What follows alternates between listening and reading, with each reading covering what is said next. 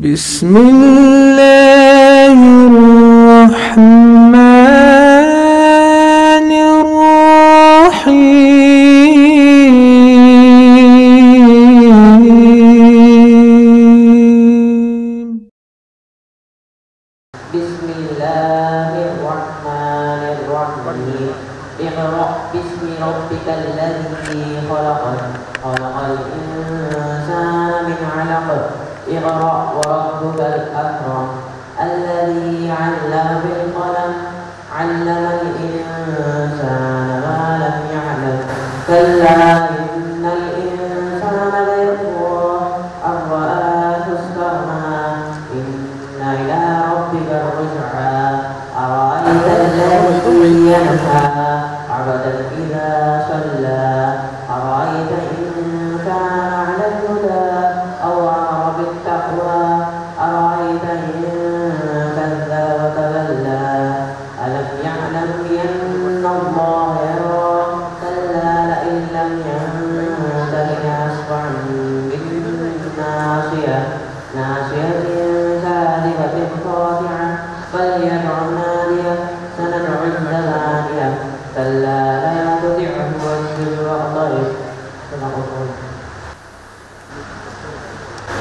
بڑا خوشی کا موقع ہے الحمدللہ اسلامک انفارمیشن سینٹر کی جانب سے یہ الحمدللہ ہمارے لیے بڑی خوشی کا موقع ہے الحمدللہ. ہم یہاں پہ 3 ماہ کورس یعنی اللہ تعالیٰ اور مصنوع صورتوں کے حفظ کا کورس کا اختتام کرنا سے الحمدللہ ہم یہاں پہ جمع ہوئے ہیں الحمدللہ.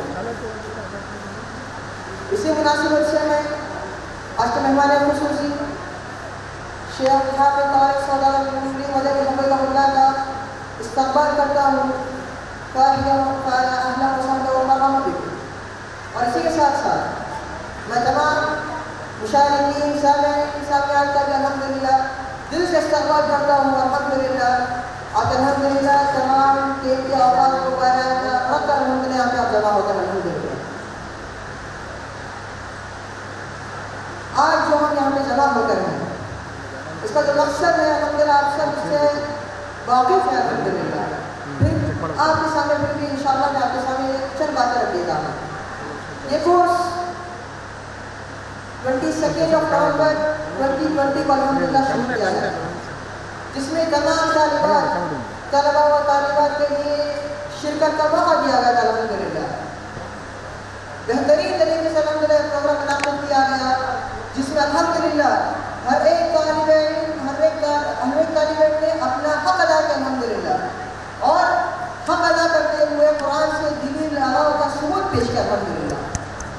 اسی کے ساتھ ساتھ یہ کورس آن لائن میں ہونے کے باوجود میں خصوصاً طالبات کا الحمدللہ ہمت افزائی کرتا ہوں مدح سوال کرتا ہوں کہ اپنے تمام مصروفیاتوں کو باراعمدہ رکھ کر الحمدللہ وہ برابر وقت پر حاضر ہوتے رہی اور 100% حاضری کا انعام بھی لیتے ہوئے الحمدللہ قرآن سے دلی لگاؤ کا ثبوت انہوں نے پیش کیا.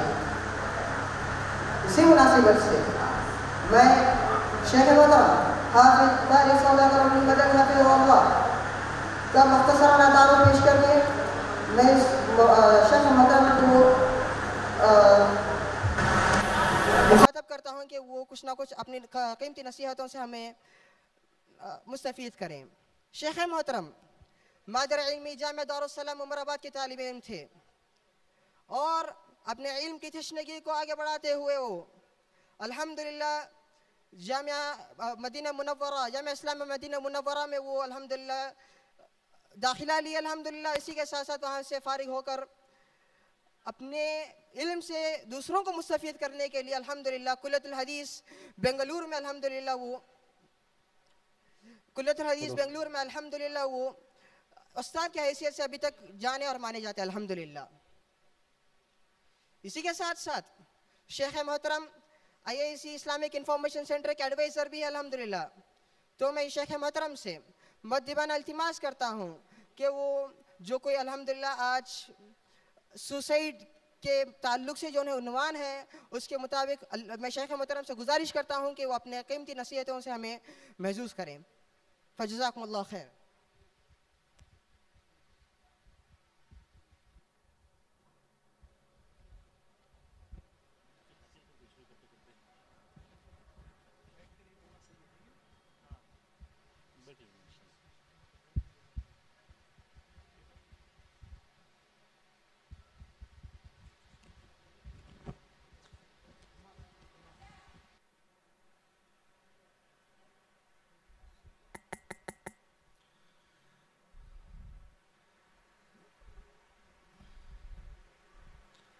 السلام عليكم ورحمة الله وبركاته. إن الحمد لله نحمده ونستعينه ونستغفره ونعوذ بالله من شرور أنفسنا ومن سيئات أعمالنا. من يهده الله فلا مضل له ومن يضلل فلا هادي له، وأشهد أن لا إله إلا الله وحده لا شريك له، وأشهد أن محمدًا عبده ورسوله صلى الله عليه وعلى آله وصحبه وسلم تسليمًا كثيرا.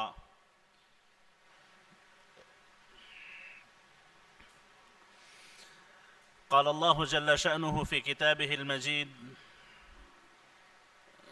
الذي خلق الموت والحياة ليبلوكم أيكم أحسن عملا. قابل احترام ذمہ داران IIC، حاضرین مجلس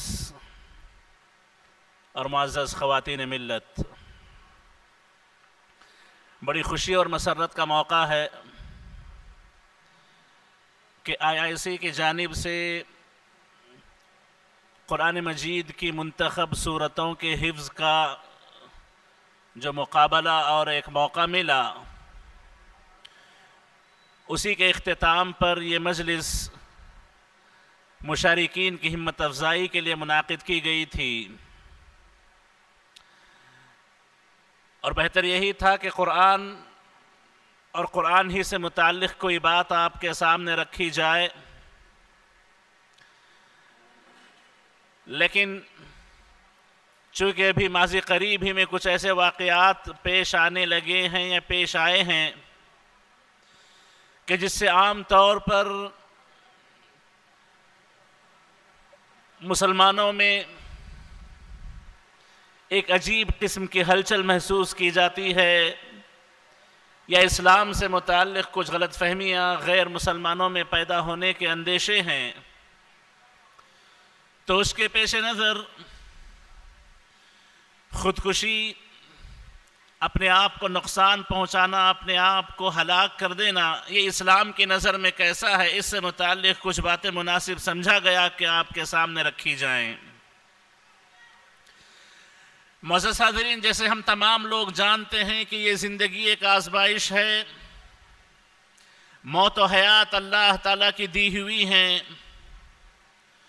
اس کے اسماء و صفات میں المحیی الممیت ہے، وہی زندگی دینے والا اور وہی موت دینے والا ہے۔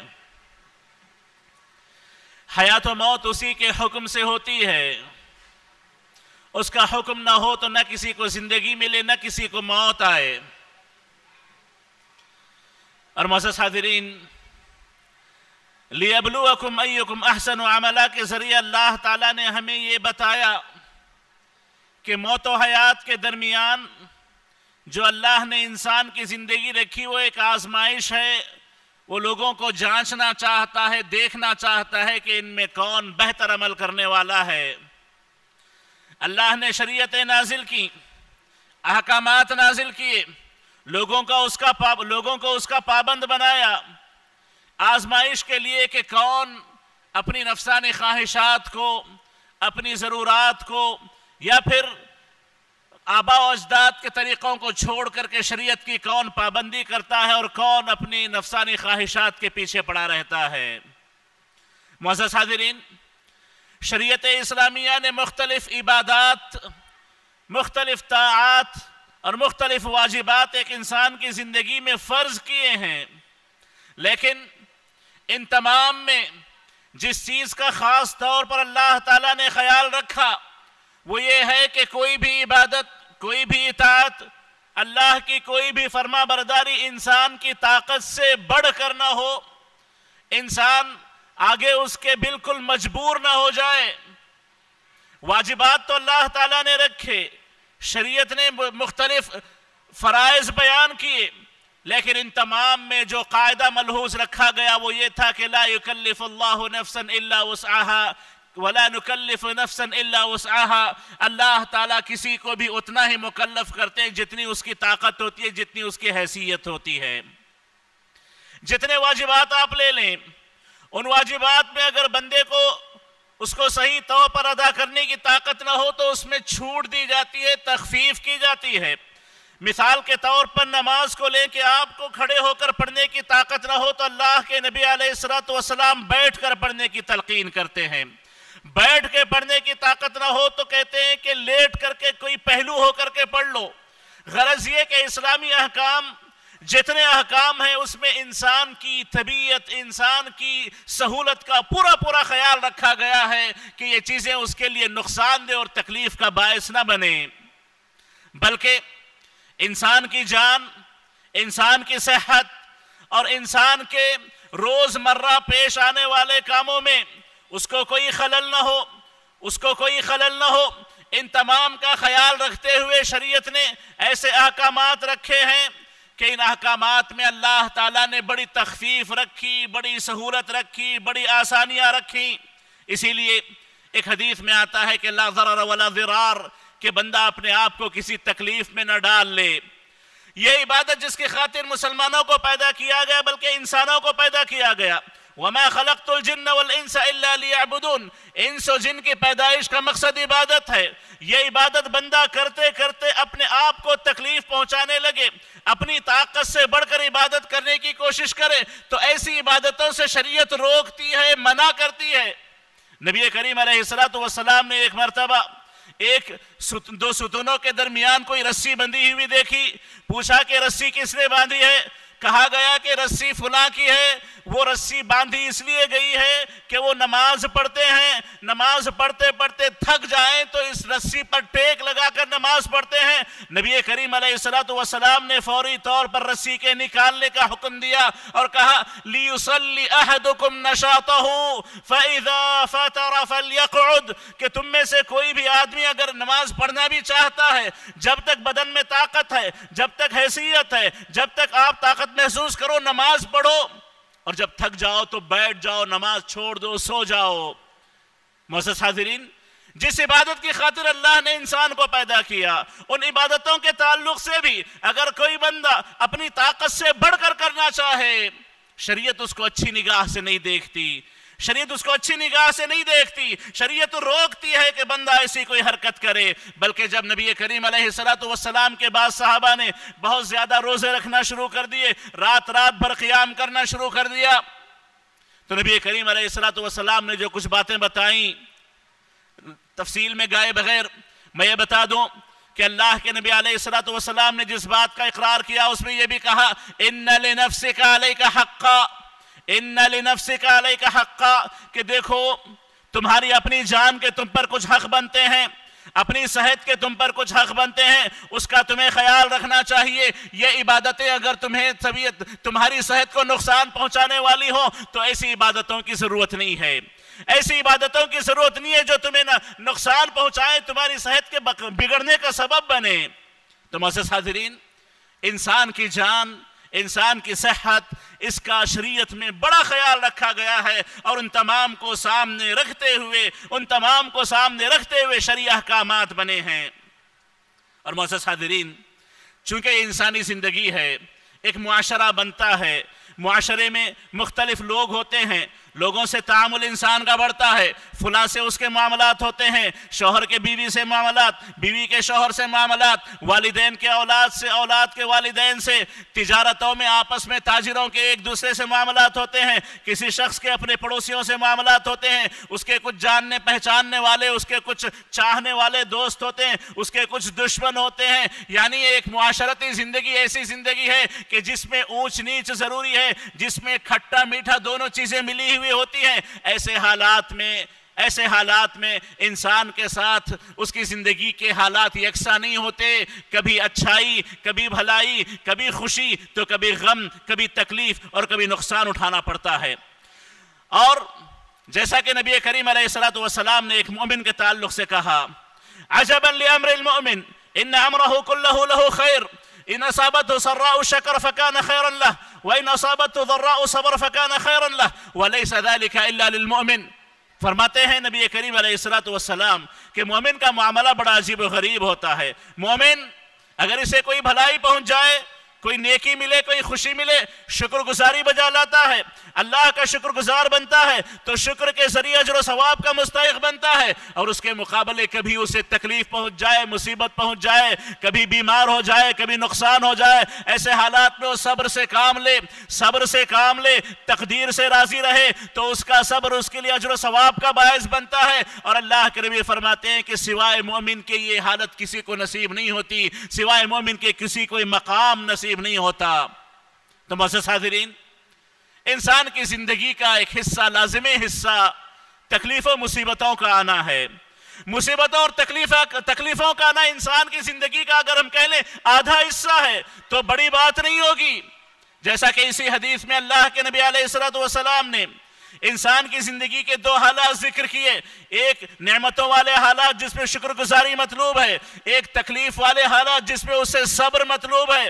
یہ دو انسان کی زندگی کے حالات ہیں، تو اس اعتبار سے انسان کی زندگی میں، کسی بھی مسلمان کی زندگی میں تکلیفوں کا آنا، آزمائشوں کا آنا، بیماریوں کا آنا، مصیبتوں کا آنا اس کی تقدیر کا ایک حصہ ہے، اس کی زندگی کا ایک حصہ ہے۔ تو ایسے حالات میں شریعت ہم سے یہ چاہتی ہے، اللہ تعالیٰ ہمیں ایسے حالات میں دیکھنا چاہتے ہیں کہ ہم صبر سے گزریں، صبر سے کام لیں، اللہ کی تقدیر سے راضی رہیں اور اللہ تعالیٰ سے دعائیں کریں، اللہ تعالیٰ سے اس کا صحیح حل تلاش کرنے کی کوشش کریں۔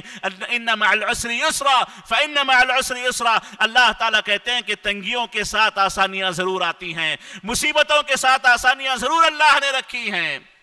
تو معزز حاضرین، جیسا میں نے بھی کہا کہ تکلیفیں انسان کی زندگی کا حصہ ہیں، لیکن یہ اللہ کا اپنی امت پر، تمام انسانوں پر فضل و کرم ہے کہ اگر کسی انسان کو کوئی تکلیف پہنچے تو وہ تکلیف بجائے اس کے کہ اگرچہ کہ دنیا میں اس کے لیے کسی تکلیف کا، کسی مصیبت کا، کسی درد کا باعث بنے، لیکن آخرت میں اگر وہ صبر سے گزر جائے تو آخرت میں اس کے لیے اجر و ثواب کا باعث بنتی ہے۔ نبی کریم علیہ السلام نے کہا کسی مسلمان کو اگر کوئی تکلیف پہنچے، کوئی فکر لاحق ہو، کوئی غم ہو، یا جو بھی اس کے ساتھ کوئی اونچ نیچ کا مسئلہ ہو جائے، بلکہ راہ چلتے ہوئے اگر کوئی کانٹا اسے چبھ جائے، راہ چلتے ہوئے اسے اگر کوئی کانٹا چبھ جائے، ٹھوکر لگ جائے، نبی کریم علیہ السلام فرماتے ہیں، نبی کریم علیہ السلام فرماتے ہیں کہ وہ تمام تکلیفیں اس کے لیے گناہوں کا کفارہ بنتی ہیں، اس کے لیے گناہوں کا کفارہ بنتی ہیں۔ اللہ تعالیٰ ان تکلیف و مصیبتوں کے بدلے میں اس کے گناہوں کی مغفرت کرتا ہے،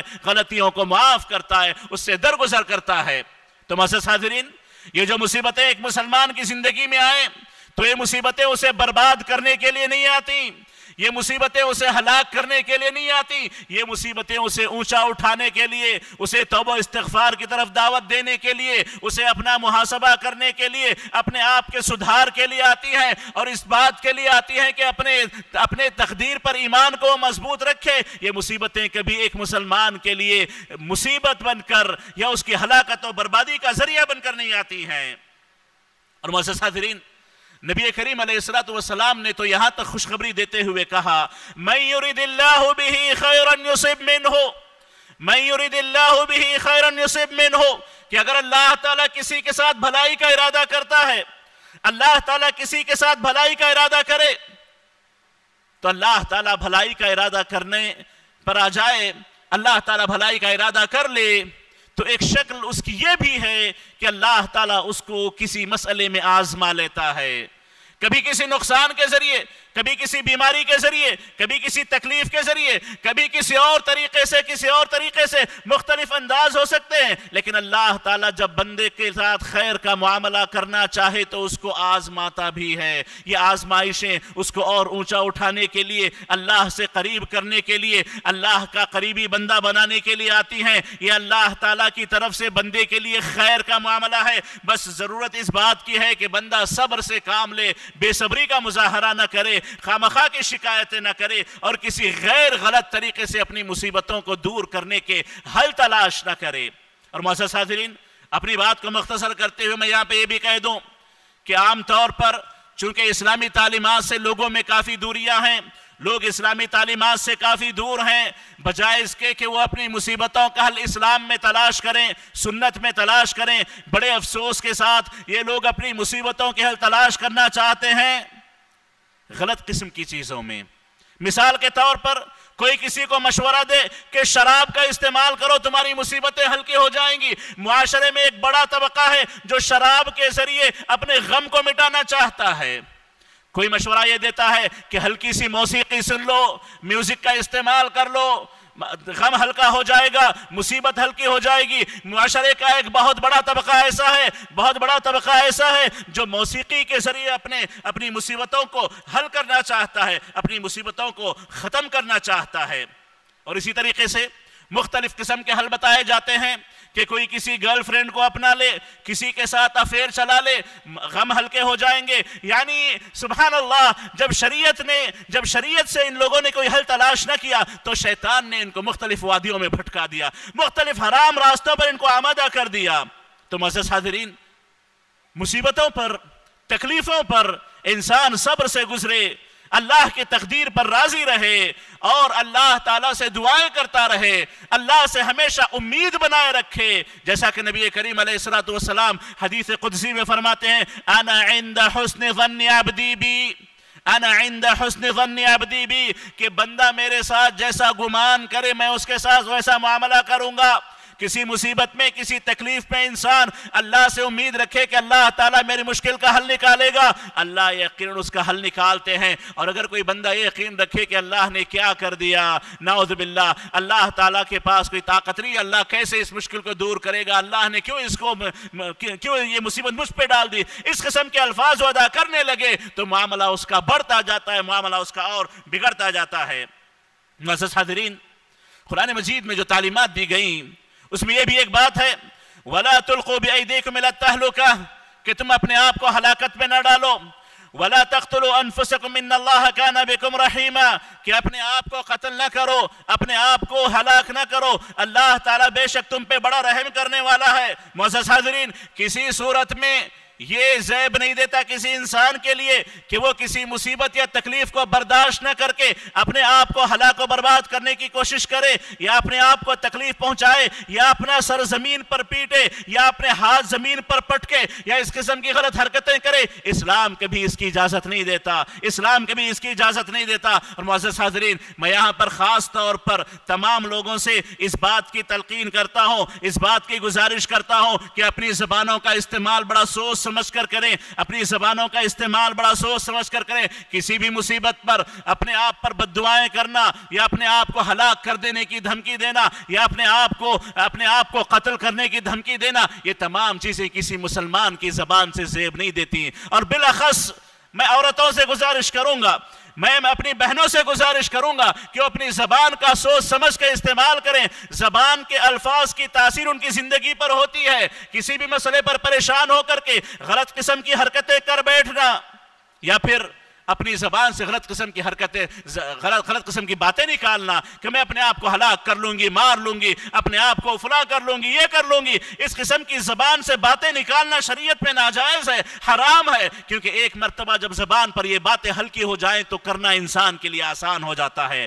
زبان پر یہ باتیں عام سی ہونے لگے تو اس کے بعد شیطان دوسرے اگلے قدم کی طرف لے جاتا ہے، لے جا کر کے اس سے غلط حرکتیں کرواتا ہے. تو معزز حاضرین، اپنی زبانوں کا لحاظ رکھیں، اپنی زبانوں کی حفاظت کریں، اپنے آپ کی حفاظت کریں، اور تکلیفوں میں، مصیبتوں میں اس قسم کے الفاظ کبھی زبان پہ نہ لائیں جو اللہ کو ناراض کرنے والے ہوں، یا شریعت میں حرام کا ارتکاب کرنے کی طرف دعوت دینے والے کلمات ہوں.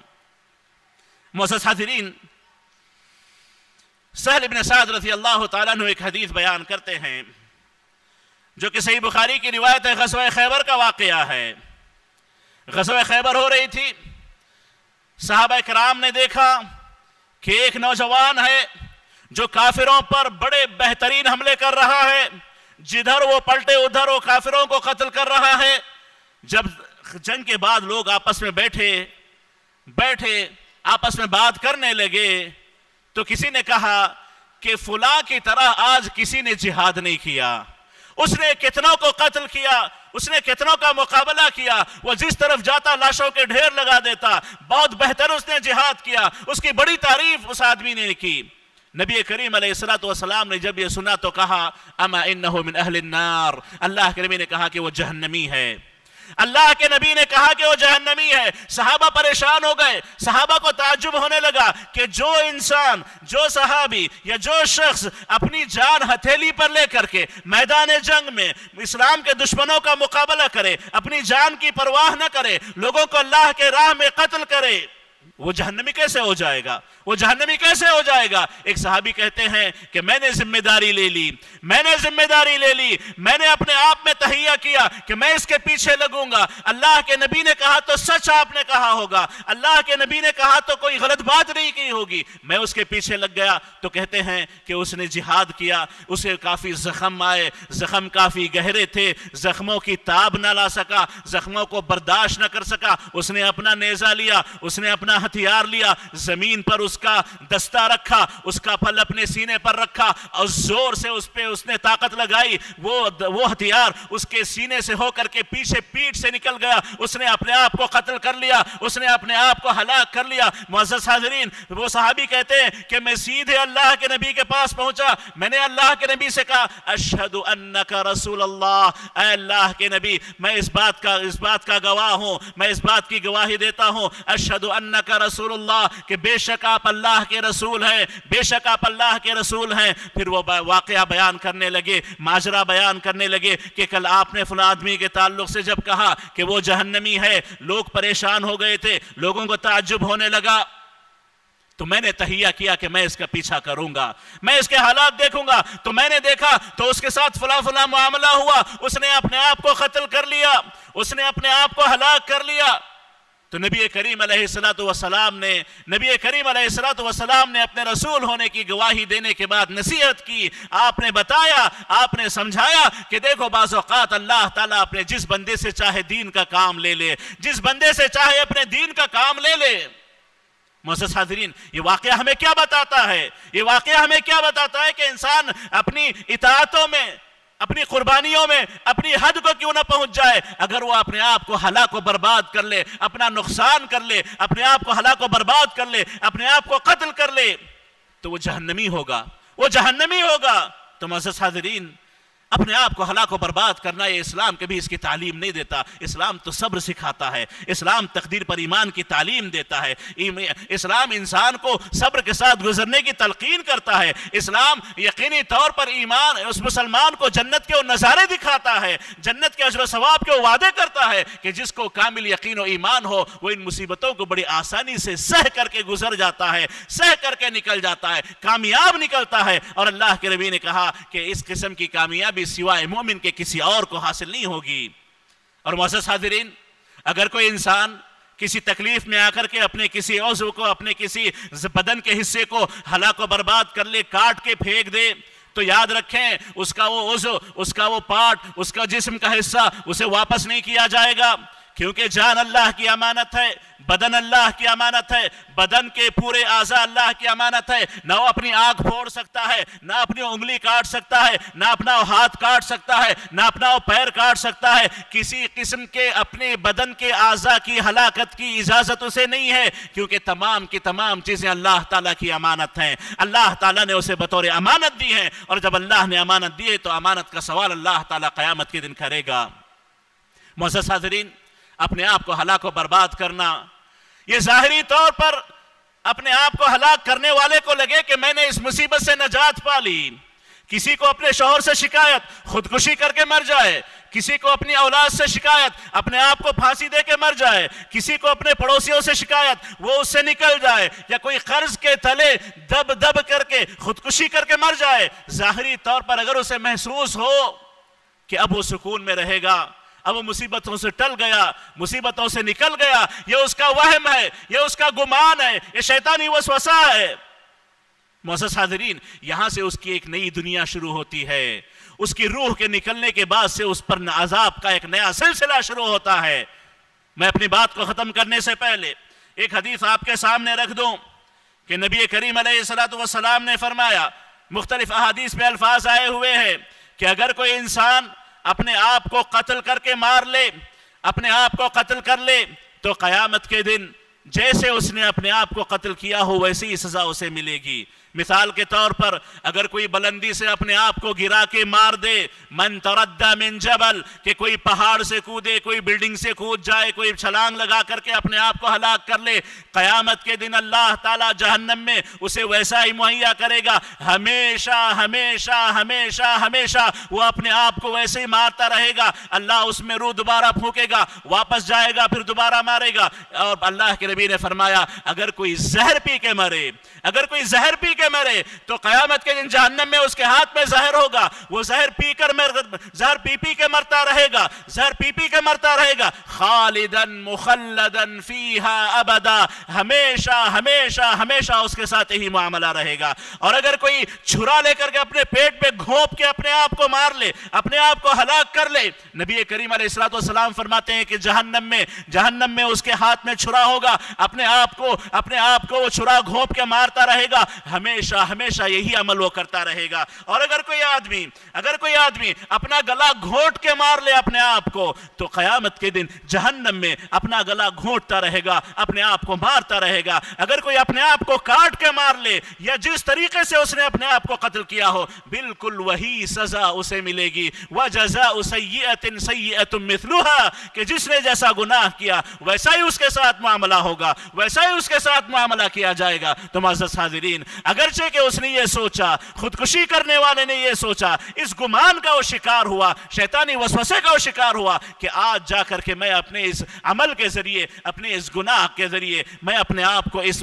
ٹینشن سے، اس مصیبت سے نکال لوں گا۔ مسئلہ ویسے نہیں ہے، اس نے اپنے آپ کو ایک ہمیشہ ہمیشہ کی مصیبت میں ڈال دیا، ہمیشہ ہمیشہ کی مصیبت میں ڈال دیا۔ اور اگر ایسا کرنے والا یہ سوچ کے کرے کہ اس قسم کی مصیبتوں میں یہی حل ہے، یہ میرے لیے حلال ہے، یہ میرے لیے جائز ہے، مجھ جیسی مصیبت میں جو لوگ ہوں گے ان کے لیے یہی حل ہے، یہی کرنا چاہیے، اسلام اس کی اجازت دیتا ہے، یہ اس کے لیے حلال ہے، یعنی خودکشی کو وہ حلال سمجھ کے کر لے، یاد رکھے وہ کافر ہے، ہمیشہ ہمیشہ جہنم میں رہے گا، ہمیشہ ہمیشہ جہنم میں رہے گا، کبھی جہنم سے نجات نہیں ملے گی۔ جیسے فرعون و قارون ہمیشہ جہنم میں رہیں گے، ویسے یہ ہمیشہ جہنم میں رہے گا جس نے اس عمل کو اپنے لیے حلال سمجھا ہو، اپنے لیے حلال سمجھ کے اس نے وہ کام کیا ہو۔ ہاں، اگر کسی کو پتا ہے کہ گناہ ہے لیکن شیطان کے وسوسے میں آ کر کے، مصیبتوں کو برداشت نہ کر کے اگر وہ اس قسم کی حرکت کر بیٹھے، اس کے تعلق سے نبی کریم علیہ السلام کہتے ہیں کہ اس کا تو حق یہ ہے کہ وہ ہمیشہ ہمیشہ جہنم میں اس قسم کے عذاب میں رہے، اس قسم کی تکلیف میں رہے، الا کہ اللہ تعالیٰ اگر معاف کرنا چاہے تو اللہ کی اپنی مرضی ہے، اللہ معاف کرنا چاہے تو اللہ تعالیٰ کی اپنی مرضی ہے، لیکن وہ اپنے اس عمل کے ذریعے اپنے آپ کو اس بات کا مستحق بنا چکا ہے کہ میں نے جیسے اپنے آپ کو مارا ہے ویسے ہی عذاب کا میں جہنم میں ہمیشہ ہمیشہ کا مستحق ہوں، ہمیشہ ہمیشہ کا مستحق ہوں۔ اس نے اپنے آپ کو اس عذاب کا مستحق بنا لیا، الا کہ اللہ اگر مغفرت کرنا چاہے تو اسے معاف کر کے جنت نصیب کرے تو کرے، اللہ کی اپنی مشیت کی بات ہے، ورنہ یہ عمل اس کو جہنم رسید کر دیتا ہے۔ معزز حاضرین، اپنی مصیبتوں، اپنی تکلیفوں کو اپنی زندگی کا حصہ سمجھیں، اپنی بری تقدیر سمجھیں، اس پر ایمان رکھیں، صبر و سکون سے گزریں، اللہ سے دعائیں کریں، اللہ سے پر امید رہیں، ہمیشہ اللہ تعالیٰ سے اچھی امید لگائے رکھیں، ہمیشہ ایک نئی صبح کا انتظار کریں، ہر رات کے بعد صبح آنی ضروری ہے، ہر مشکل کے بعد آسانی آنی ضروری ہے، آسانی ضرور آئے گی، صبر کا تھوڑا سا مرحلہ ہوگا، صبر سے گزر جائیں، اللہ تعالیٰ اس صبر سے گزرنے والے لمحات کو اجر و ثواب کا باعث بنا دیتا ہے۔ سب سے پہلے تو ہم اللہ تعالیٰ سے دعا کریں کہ اللہ تعالیٰ ہمیں اس قسم کی مصیبتوں سے، تکلیفوں سے ہمیں اللہ تعالیٰ محفوظ رکھے، اللہ تعالیٰ ہر قسم کی آزمائشوں سے اللہ ہماری حفاظت فرمائے، اور اللہ تعالیٰ میں ہر قسم کی نافرمانیوں سے محفوظ رکھے۔ اللہ تعالیٰ نے جو زندگی ہمیں امانت کے طور پہ بخشی ہے، اللہ تعالیٰ اس کی ہمیں حفاظت کرنے کی توفیق نصیب فرمائے، اور امانت دار کو اس کی امانت ہمیں صحیح سالم لوٹانے کی توفیق نصیب فرمائے، اور اللہ تعالیٰ ہمیں جب تک زندہ رکھے، شریعت کا پابند بنا کر کے زندہ رکھے، اور جب موت دے تو خاتمہ بالخیر فرمائے، اور سوء خاتمہ سے اللہ تعالیٰ ہماری حفاظت فرمائے، آمین۔ وصلی اللہ وسلم علی نبینا محمد وعلی آلہ وصحبہ اجمعین۔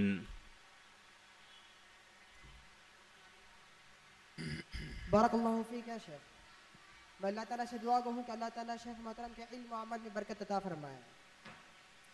اسی کے ساتھ ساتھ اس جلسے کی کڑی کو آگے بڑھاتے ہوئے میں شیخ محترم حافظ عبدالعظیم عمری مدنی حفظہ اللہ کو استقبال کرتا ہوں، اور اسی کے ساتھ ساتھ ہمارے خصوصی مہمان ابو عباد عمری مدنی حفظہ اللہ سے بھی میں گزارش کرتا ہوں کہ وہ شیخ اسٹیج پر تشریف لائیں۔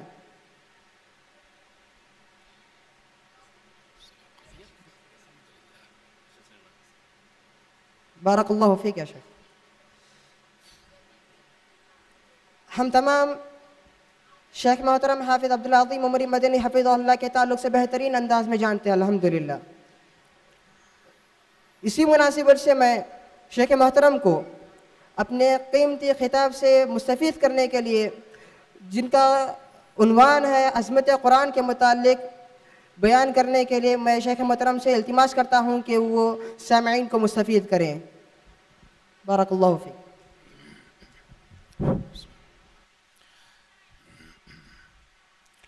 السلام علیکم ورحمۃ اللہ وبرکاتہ۔ ان الحمد للہ نحمده ونستعینه ونستغفره ونعوذ بالله من شرور انفسنا ومن سیئات اعمالنا، من يهده الله فلا مضل له ومن يضلل فلا هادي له، واشهد ان لا اله الا الله وحده لا شريك له، واشهد ان محمدا عبده ورسوله، اما بعد فان خير الحديث كتاب الله، وخير الهدي هدي محمد صلى الله عليه وسلم، وشر الامور محدثاتها وكل محدثة بدعة، وكل بدعة ضلالة، وكل ضلالة في النار۔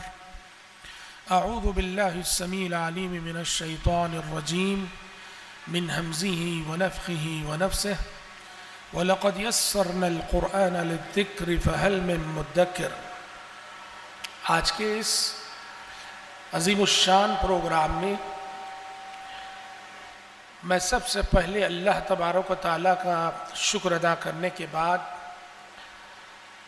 ہمارا یہ جو دعویٰ سینٹر ہے IISc کے نام سے جانا جاتا ہے، اس کے تمام ہی ذمہ داروں کا شکر ادا کرتا ہوں اور ان کی خدمت میں ہدیہ تبریک پیش کرتا ہوں کہ اس دعویٰ سینٹر سے امت کو، خصوصاً ہمارے شہر کو بڑا خیر حاصل ہو رہا ہے، اور پچھلے کئی سالوں سے الحمدللہ IISc سے جڑے ہوئے ہمارے نوجوان سوسائٹی، سماج، قوم، امت اور انسانیت کی خدمت کو لے کر بڑے سنجیدہ ہیں، اور وقتاً فوقتاً بڑے مفید پروگرام وہ بناتے ہیں، منعقد کرتے ہیں۔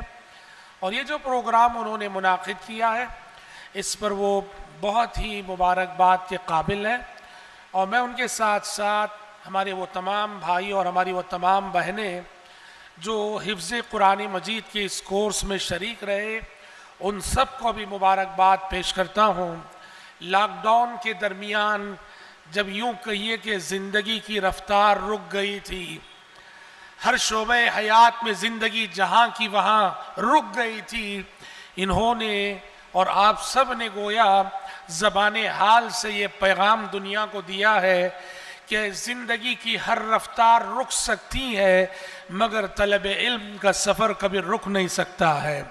حالات کتنے ناگفتہ کیوں نہ آ جائیں، کتنے آزمائش بھرے کیوں نہ آ جائیں، مگر طلب علم کا سفر، اور وہ بھی علم شرعی، تو طلب علم کا سفر کبھی رکنے والا نہیں۔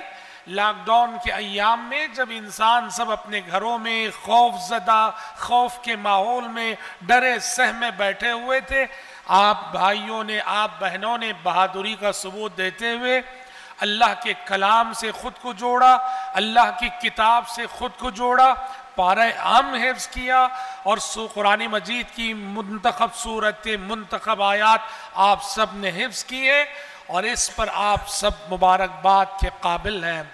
دیکھیے، میں نے آج کی گفتگو کے لیے سورہ قمر کی ایک آیت پڑھی۔ اللہ تعالیٰ نے کہا وَلَقَدْ يَسَّرْنَا الْقُرْآنَ لِلذِّكْرِ فَهَلْ مِن مُدَّكِرٍ۔ ہم نے قرآن مجید کو آسان کر دیا ہے ذکر کے لیے، تو ہے کوئی نصیحت حاصل کرنے والا؟ یہ آیت قرآن مجید کے سلسلے میں یہ بتاتی ہے اللہ نے اس کلام کو آسان کیا ہے، اس کا پڑھنا آسان، اس کا سیکھنا آسان، اس کا حفظ کرنا آسان، اس کا سمجھنا آسان. یہ اللہ تبارک و تعالیٰ کا وعدہ ہے. اللہ تبارک و تعالیٰ کی بیان کردہ قرآن مجید کی بہت بڑی خصوصیت ہے کہ یہ قرآن جو دیکھنے میں سینکڑوں صفحات پہ مشتمل ہے، ہزاروں الفاظ پہ مشتمل ہے، لیکن اس کا سیکھنا پڑھنا سب آسان ہے. آپ دیکھیے، اس حیثیت سے اگر آپ دیکھیں گے تو قرآن مجید کا زندہ معجزہ آپ کو سمجھ میں آئے گا. دنیا میں کتنی مذہبی کتابیں ہیں، یہ قرآن کے علاوہ دنیا کے کسی مذہب کا کوئی حافظ، مذہبی کتاب کا کوئی حافظ آپ نہیں دکھا سکتے. وہ آسمانی مذہب ہو، وہ زمینی مذہب ہو. بائبل موجود ہے، لیکن کرسچنوں میں آپ بائبل کا کوئی حافظ نہیں دکھا سکتے. توریت موجود ہے، آپ یہودیوں میں توریت کا کوئی حافظ نہیں دکھا سکتے. زبور موجود ہے، آپ زمین پر زبور کا کوئی حافظ نہیں دکھا سکتے. زمینی مذاہب کی اگر بات کریں، ہندوؤں کے پاس وید موجود ہے، چار وید موجود ہے. ہندوؤں میں کوئی وید کا حافظ آپ نہیں دکھا سکتے. ان کا کوئی شنکر آچاریہ بھی وید کا حافظ نہیں ہوتا ہے. یہ چیلنج ہے قرآن مجید کا. قرآن مجید دنیا کی واحد مذہبی کتاب ہے جو از اول تا آخر سورہ فاتحہ سے ناس تک ان سینوں میں محفوظ ہے اور محفوظ رہتی ہے. کرسچنوں کے علماء بھی بائبل کے حافظ نہیں، یہودیوں کے علماء بھی توریت کے حافظ نہیں، اور ہندوؤں کے مذہبی رہنما بھی وید کے حافظ نہیں. یہ واحد خصوصیت صرف قرآن مجید کی ہے. دنیا کی کوئی اور کتاب اس طرح یاد نہیں کی جاتی، یاد نہیں رکھی جاتی جس طرح یاد قرآن کیا جاتا ہے اور جس طرح یاد کے قرآن رکھا جاتا ہے. یہ تو پہلی بات. دوسری بات، قرآن کو یاد کرنے والوں میں دیکھیے، قرآن کو یاد کرنے والے صرف اہل زبان ہی نہیں. جو عرب ہیں، عرب تو خیر قرآن ان کی زبان ہے، آپ کہیں گے ان کے لیے قرآن یاد کرنا آسان ہے اس لیے کہ عربی ان کی زبان ہے. لیکن آپ دیکھیے کہ دنیا بھر کے مسلمان جنہیں عربی زبان نام کو بھی نہیں آتی، وہ مسلمان جنہیں ہاذا کے معنی نہیں معلوم، ذالکہ کے معنی نہیں معلوم، فعلہ کے معنی نہیں معلوم، جن مسلمانوں کو عربی زبان بالکل نہیں آتی، دنیا بھر کے مسلمان جن کی زبان عربی نہیں، وہ قرآن کو یاد کرتے ہیں، یاد رکھتے ہیں، پڑھتے ہیں، اور اتنا اچھا پڑھتے ہیں کہ دنیا میں سبحان اللہ ایسے قاری موجود ہیں جو نان عربک ممالک کے ہیں، عجمی قرہ، اور عرب جاتے ہیں، عربوں کو شکست دے کر کمپٹیشن میں فرسٹ سیکنڈ تھرڈ وہ آتے ہیں جو کہ عجمی ہیں. لیبیا میں جو ہے نا، لیبیا میں ہر سال، بہت پہلے، اب پتہ نہیں اب حالات خراب ہو گئے وہاں بھی، قذافی کا جب دور تھا تب کی بات ہے، لیبیا میں ہر سال یعنی ترتیل کا، تلاوت کا، حفظ قرآن کا مسابقہ عالمی پیمانے پہ ہوا کرتا تھا، اور اس عالمی مسابقے میں پہلا انعام لینے والے، دوسرا انعام لینے والے اکثر سالوں میں عجمی لوگ ہوا کرتے تھے. اور یوٹیوب پہ آپ دیکھ سکتے ہیں وہ قاری موجود ہے، کہاں کا، انڈونیشیا یا کہیں کا ایک قاری، اتنا اچھا پڑھتا ہے قرآن مجید، جو جج حضرات بیٹھے رہتے ہیں جھوم اٹھتے ہیں، اور اس کی قرات کو سننے کے بعد جج حضرات اپنا یہ تاثر پیش کرتے ہیں کہ آج تم نے اس انداز میں قرآن پڑھا ہے عجمی رہتے ہوئے کہ ہم عرب شرما گئے تمہاری تلاوت کو سن کر. یہ قرآن کا معجزہ ہے. جن کی لینگویج عربی نہیں وہ قرآن کو یاد رکھتے ہیں اور عربوں سے اچھا اور عربوں سے بہتر پڑھتے ہیں. اور تیسری بات دیکھیے، تیسری اور سب سے اہم بات یہ ہے، یہ قرآن یاد کرنے والوں میں ہر عمر کے لوگ ہیں، صرف نوجوان لڑکے نوجوان لڑکیاں نہیں. 7-8 سال کی عمر کے بچے کتنے چاہیے آپ کو؟ اس امت میں 7 اور 8 سال کی عمر کے بچے جو پورے قرآن کے حافظوں کتنے بچے چاہیے ملیں گے؟ اچھا بچے چھوڑیے نا، بوڑھے. سعودی عرب میں ایک یعنی خواتین کے لیے شعبہ تحفیظ قائم تھا جہاں ہر عمر کی خواتین حفظ کیا کرتی تھی. تو آپ کو حیرت ہوگی یہ سن کر، ایک بڑھیا 90 سال کی عمر میں اس نے حفظ قرآن مکمل کیا. 90 سال کی عمر، جبکہ حافظہ رخصت ہو جاتا ہے. بڑھاپے کی خصوصیت کیا ہے؟ اللہ نے کہا لِكَيْ لَا يَعْلَمَ مِن بَعْدِ عِلْمٍ شَيْئًا. انسان 80-90 سال کے بڑھاپے کو پہنچتا ہے تو زندگی کی اپنی معاملات سب بھولنے لگتا ہے، نسیان طاری ہو جاتا ہے. ایسے بڑھاپے میں 90 سال کی عمر میں قرآن کا حفظ مکمل کرتی ایک بڑھیا. اور وہ ادارہ جس ادارے میں اس بڑھیا نے قرآن کو حفظ کیا تھا، وہ اس بڑھیا اور دوسروں کے اعزاز میں اس ادارے نے پروگرام رکھا. اس طرح کا پروگرام، اللہ کی شان دیکھیے، اس کو انعام دینے کے لیے پروگرام رکھا گیا. اس کو اور اس کی سہیلیوں کو. اس بڑھیا کی زندگی کا آخری دن وہی تھا جس دن وہ جلسہ تھا، اسی دن بڑھیا کا انتقال ہو گیا. اسی دن انتقال ہوا اور جلسہ حسب یعنی توقیت منعقد ہوا. اور اسٹیج پر اس کا انعام لینے کے لیے اس کی پوتی آئی اور آ کر اس نے اپنے اسٹیج سے یہ خبر سب کو سنا کے رلا دیا کہ آج ہماری دادی اماں جن کو یہاں انعام ملنا تھا، رب العالمین نے انہیں اپنے پاس بلا لیا اپنے پاس انعام دینے کے لیے. یہ قرآن کا معجزہ ہے. ناممکن ہے 80-90 سال کی عمر میں قرآن جیسی کتاب کو یاد کرنا. دنیا کی کسی اور کتاب کی ایسی خصوصیات آپ نہیں دکھا سکتے. تو رب العالمین نے انہی سب خصوصیات کی طرف اشارہ کیا جب یہ فرمایا کہ وَلَقَدْ يَسَّرْنَا الْقُرْآنَ لِلذِّكْرِ فَهَلْ مِن مُدَّكِرٍ. ہم نے اس قرآن کو آسان کیا ہے، یاد کرنے والوں کے لیے آسان کیا ہے، نصیحت حاصل کرنے والوں کے لیے آسان کیا ہے. فَهَلْ مِن مُدَّكِرٍ، ہے کوئی نصیحت حاصل کرنے والا؟ دیکھیے یاد رکھیے، حفظ قرآن کے ساتھ رفعتیں جڑی ہوئی ہیں، حفظ قرآن کے ساتھ سربلندی ہے، حفظ قرآن کے ساتھ عزتیں ہیں. اللہ اس کلام کو جو لوگ بھی یاد کرتے ہیں، اس کلام کو جو لوگ بھی اپنے سینوں میں محفوظ رکھتے ہیں، رب العزت انہیں آخرت میں جو دیتا ہے سو دیتا ہے. آخرت سے پہلے دنیا ہی میں اللہ انہیں بڑے اعزازات سے نوازتا ہے. کیسے اعزازات؟ جس نے قرآن حفظ کر لیا، قرآن اللہ رب العالمین کا قانون اور شریعت محمدی کا قانون اسے منصب امامت پہ فائز کرتا ہے، منصب امامت پہ فائز کرتا ہے. ہمارے درمیان بڑے بڑے ڈاکٹرز رہیں گے، لائرز رہیں گے، انجینئرز رہیں گے، سائنسدان رہیں گے، بڑے بڑے تاجر رہیں گے، بڑے بڑے بزنس مین رہیں گے، بڑے سیاستدان رہیں گے، بڑے اثر و رسوخ والے رہیں گے. لیکن جب مسجد میں منصب امامت کی بات آئے گی تو اس کے محراب میں وہ کھڑا ہوگا جس کے سینے میں رب کا کلام محفوظ ہوگا، جس کے سینے میں رب کا کلام محفوظ ہوگا.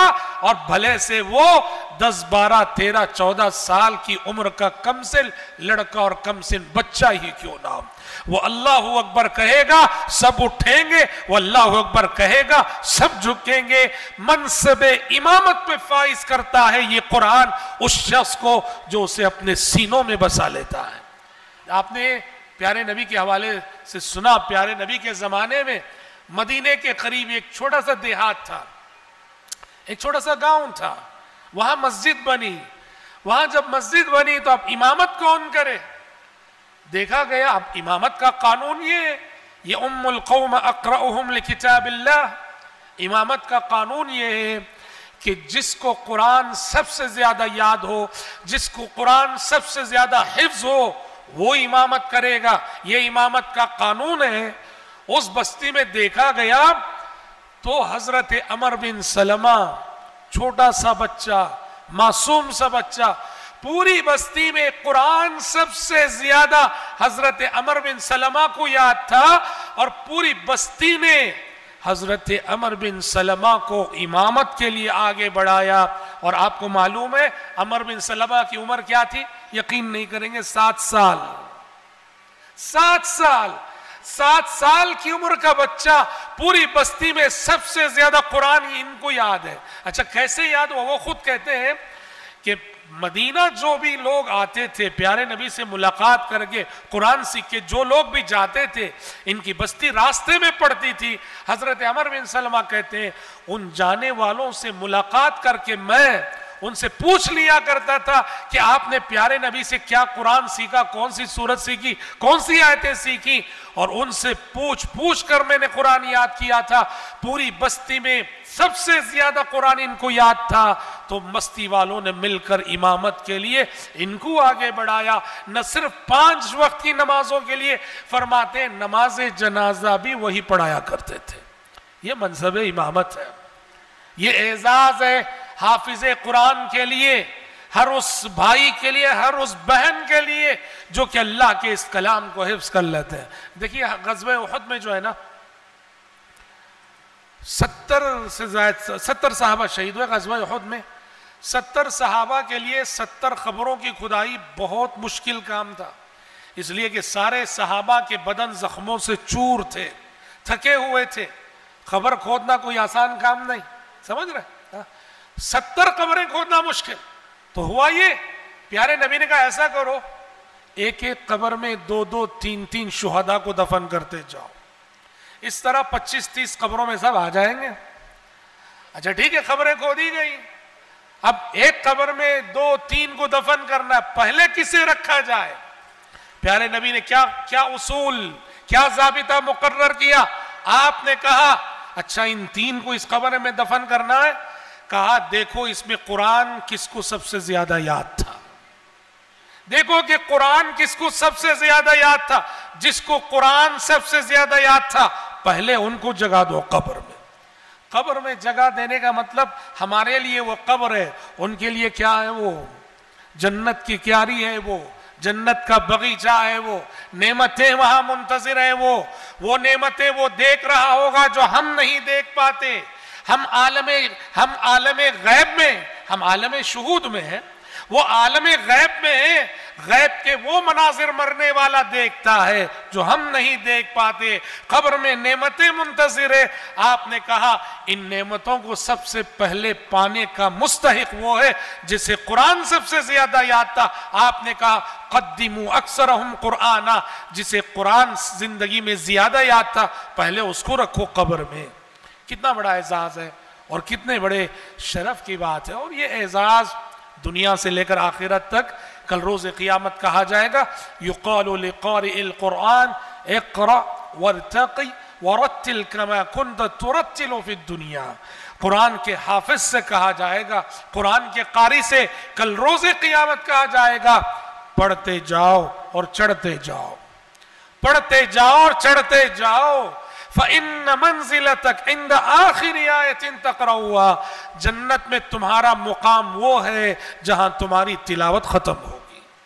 جب تک تلاوت جاری ہے جنت کے درجات اور جنت کی سیڑھیاں چڑھتے جاؤ. کتنی رفتیں آئیں گی صاحب قرآن کے نصیب میں، کتنی رفتیں آئیں گی حافظ قرآن کے نصیب میں. پیارے نبی نے اسی جانب اشارہ کرتے ہوئے فرمایا ان اللہ یرفع بهذا الكتاب اقواما ويضع به آخرین. اللہ اس کتاب کے ذریعے بہت سوں کو سربلند کرتا ہے اور اسی کتاب کے ذریعے بہت ساروں کو وہ رسوا بھی کرتا ہے. جو اس کتاب کے تقاضوں کو، اس کے حقوق کو ادا کرتے ہیں یہ کتاب ان لوگوں کو عزت ادا کرتی ہے، اور جو اس کتاب کے تقاضوں سے نہ آشنا ہوتے ہیں، حقوق ادا نہیں کرتے، یہ کتاب انہیں رسوا کر کے رکھتی ہے. مجھے زیادہ کچھ کہنا نہیں ہے، آپ سے 2 باتیں میں کہہ کے اپنی بات ختم کرتا ہوں کہ آج سے آپ نے جو حفظ کیا ہے آپ کی نمازوں کی کیفیت بدل جانی چاہیے. دیکھیے رمضان آ رہا ہے، رمضان میں بہت سارے ہمارے بھائی بہن جو اپنے طور پہ الگ سے گھروں میں تراویح پڑھتے ہیں یا پڑھنا چاہتے ہیں، نفل نماز پڑھنا چاہتے ہیں، قرآن زیادہ یاد نہ رہنے کے سبب وہ لمبی نماز چاہ کر بھی نہیں پڑھ پاتے، مختصر قرات میں نماز ختم ہو جاتی ہے۔ جب قرآن حفظ ہو جاتا ہے نا، اب پارہ عام آپ کو یاد ہے، جز عام آپ کو یاد ہے، قرآن مجید کی منتخب صورتیں آپ کو یاد ہے، اب آپ کی نمازوں کی کیفیت ہی بدل جائے گی۔ اور نمازوں میں آپ دیکھیں گے جب آپ اپنا یاد کیا ہوا حصہ دہرائیں گے، پڑھیں گے تو نمازوں میں بہت مزہ آئے گا، آپ کی نمازوں کی کیفیت بدل جائے گی اور آپ کی نمازوں میں عجیب روح پیدا ہو جائے گی۔ لیکن آخری بات، یہ بات بھی یاد رکھیے، حفظ قرآن کا معاملہ ایسا ہے کہ اللہ رب العزت، قرآن کا حفظ آسان ہے لیکن حفظ کو باقی رکھنے میں آپ کو محنت کرنی پڑے گی، یعنی بار بار مراجعہ کرنا پڑے گا، بار بار اپنی یاد کی ہوئی آیتوں کو دہرانا پڑے گا، ورنہ تو پیارے نبی نے کہا کہ اگر اونٹ کو باندھ کے نہیں رکھو گے رسی سے تو اونٹ بھاگ جائے گا، ویسے ہی قرآن کی محفوظات بھی، قرآن کی حفظ کردہ آیتیں بھی بار بار اگر تم اس کا مراجعہ نہیں کرو گے وہ حفظ غائب ہو سکتا ہے، ختم ہو سکتا ہے۔ اس لیے میری درخواست ہے کہ جتنا آپ نے یاد کیا ہے اب حفظ کو باقی رکھنے کی کوشش کریں، اور حفظ کو باقی رکھنے کا سب سے آسان طریقہ یہ ہے، آپ جب سنتیں پڑھتے ہیں، آپ جب فرض پڑھتے ہیں تو سری نمازوں میں مثال کے طور پر امام کے پیچھے بھی پڑھیں آپ سورہ فاتحہ کے ساتھ ساتھ سری نمازوں میں، اور اگر گھر میں پڑھتے ہیں تو پھر آپ جتنی لمبی چاہے نماز پڑھیں۔ سنتوں میں آپ ایک ٹارگٹ بنا کر کہ آج پہلی رکعت میں سورہ نبا ختم کریں گے، دوسری رکعت میں سورہ نازیات ختم کریں گے، تو آپ کی عبادتوں کی کیفیت ہی بدل جائے گی۔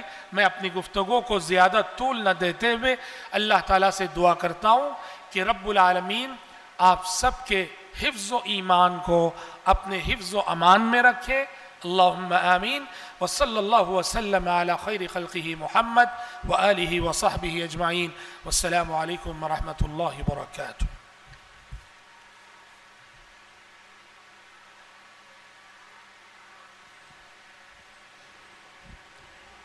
بارک اللہ فیکم یا شیخ۔ میں شیخ محترم کے لیے اللہ تعالیٰ سے دعا گو ہوں کہ اللہ تعالیٰ شیخ محترم کے علم و عمل میں اللہ تعالیٰ برکت عطا فرمائے، آمین۔ اور اللہ تعالیٰ سے میں دعا گو ہوں کہ اللہ تعالیٰ جو کچھ ہماری طلباء و طالبات جو کچھ حفظ کر کریں اس کا اللہ تعالیٰ محفوظ، یعنی آپ کی دلوں میں اللہ تعالیٰ محفوظ رکھے انشاءاللہ، آمین۔ اسی کے تحت اس کڑی کو آگے بڑھاتے ہوئے ہمارے شیخ محترم حافظ ابو عباد عمران مدنی حفظہ اللہ کا مختصرانہ تعارف کرنا میں مناسب سمجھتا ہوں۔ شیخ محترم دار الصدف ٹرسٹ کے پریزیڈنٹ ہیں الحمدللہ۔ اسی کے ساتھ ساتھ شیخ محترم بہترین متحرک شخصیت مانے جاتے ہیں، سبحان اللہ۔ اسی مناسبت سے میں شیخ محترم سے مدبانہ التماس کرتا ہوں کہ وہ اپنے قیمتی نصیحتوں سے ہمیں مختصر طور پر مستفید کریں، فجزاکم اللہ خیر یا شیخ۔ السلام علیکم ورحمۃ اللہ وبرکاتہ۔ الحمد للہ رب العالمین والعاقبۃ للمتقین والصلاة والسلام علی اشرف الانبیاء والمرسلین وعلى آلہ واصحابہ اجمعین ومن تبعهم بإحسان إلى يوم الدين، وبعد، فأعوذ بالله السميع العليم من الشيطان الرجيم من همزه ونفخه ونفثه. يا أيها الذين آمنوا قوا أنفسكم وأهليكم نارا وقودها الناس والحجارة، الآية. وقال النبي صلى الله عليه وسلم الوقت كالسيف فإن لم تقطعه فإنه يقطعك۔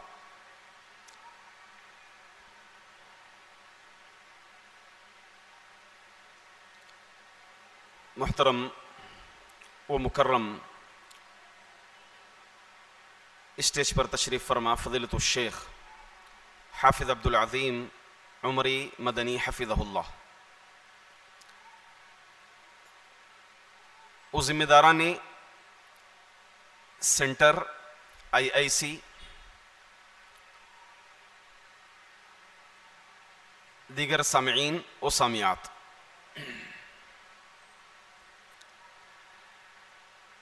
سب سے پہلے تو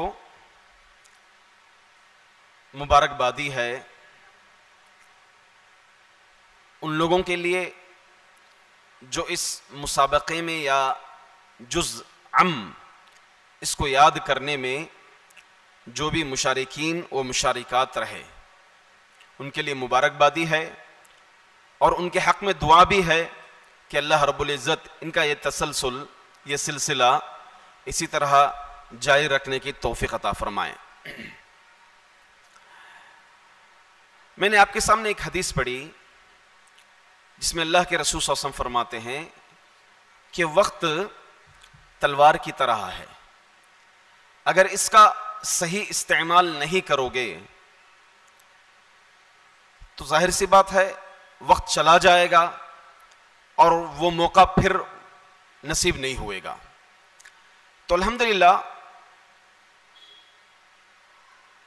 پچھلے مارچ میں 2020 میں لاک ڈاؤن آیا تھا، ہمارے پاس کئی طرح کے لوگ تھے جنہوں نے لاک ڈاؤن میں اپنی زندگی بسر کی، کچھ ایسے تھے بس زبانوں پر شکایات تھے، شکوے تھے، انہی شکایتوں میں مال کے تعلق سے کسی کو شکایت تھی، کسی کو جو ہے صحت کا معاملہ تھا، دیگروں کو تو اندر رہنے کا، ایک جگہ جمع رہنے کا، اس کے تعلق سے کئی لوگ بیزار ہو گئے تھے۔ مگر واقعی وہ خوش نصیب لوگ ہیں جنہوں نے اس وقت میں صحیح فائدہ اٹھایا، اور الحمدللہ ان میں سے آپ لوگ بھی ہیں جو اس میں حفظ پارے جز عام میں جو حصہ لیے تھے، وہ خوش نصیب لوگ ہیں جو اپنے وقت کا صحیح فائدہ اٹھائے، اپنے وقت کا صحیح استعمال کیے۔ بریکیف مجھے آج یہاں پر کوئی خاص ٹاپک تو کوئی خاص عنوان تو نہیں گیا، کچھ 10 منٹ کچھ تاثرات یا پھر کچھ نصیحت کہنے کے لیے آپ لوگوں سے کہا گیا۔ ویسے اصل عناوین جو عظمت قرآن کے متعلق، حافظ قرآن کی فضیلت کے سلسلے میں، اس کے مقام کے سلسلے میں آپ ابھی سماعت فرمائیں، اور حالات کے حساب سے سوسائٹ کے متعلق آپ نے اس سے پہلے فضیلت الشیخ طارق مدنی حفظہ اللہ سے سماعت فرمائیں۔ بس اس سلسلے میں کچھ باتیں میں کہنا چاہتا ہوں۔ پہلی بات یہ ہے کہ آپ یہ جو یاد کیے ہیں، اصل میں قرآن کریم یاد کرنا جتنا چیلنج ہے، اس سے بڑا چیلنج ہے قرآن کریم کو یاد رکھنا۔ تو لہٰذا اس کو یاد رکھیں۔ اس کو یاد رکھنے کے لیے ایک بات آپ نے سنی کہ اپنی نمازوں میں، اپنے نوافل میں ان آیات کو، ان سورتوں کو بارہ آپ پڑھیں، بلکہ ایک ترتیب بنا لیں۔ ہفتے میں ایک مرتبہ اس پارے عام کا دورہ کروں گی میں، یا دورہ کروں گا میں اپنی نمازوں میں۔ جیسے اس بہانے سے آپ کو سنن مؤکدہ کی پابندی کا موقع ملے گا۔